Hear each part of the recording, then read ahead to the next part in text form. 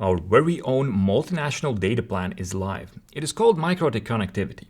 If you have an eSIM-enabled device, you can begin using it in just a couple simple steps. The service is available in all of EU, along with some other countries on this side of the world, like Britain, Turkey, and Israel.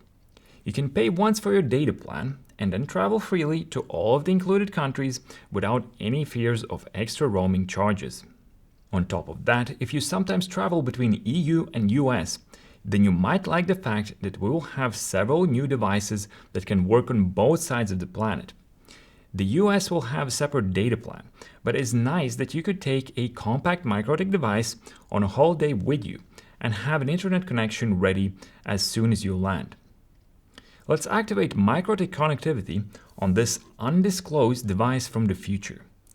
It doesn't have wireless, so I can't use the app, but all we have to do is log on to it, go to the interface LTE settings, and make sure that we change the SIM slot to eSIM. After that, go to the eSIM subsection. You should find that one or two preloaded profiles have showed up. Since this device can be used both in EU and US, it has two.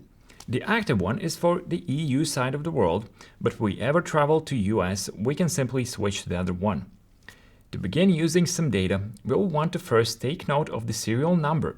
If you go to the system router board settings, you can easily copy from there. But of course, the SN is also written somewhere on the back of your device. Next, we want to go to mikrotik.com and log into our account. There you can see a new MikroTik Connectivity section on the left side menu.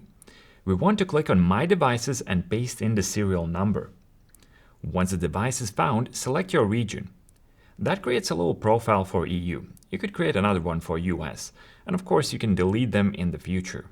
There are several plans that you can choose from, starting at €399 before tax. After selecting one, we can go to the cart. Now, because this is my first purchase, I have to first add a payment card. Fill out the details and make sure the card gets successfully added to your verified cards. We can then go back to My Devices section and open the cart again. Agree to the terms and proceed with the payment. Once it goes through, you should see the order has been successfully completed.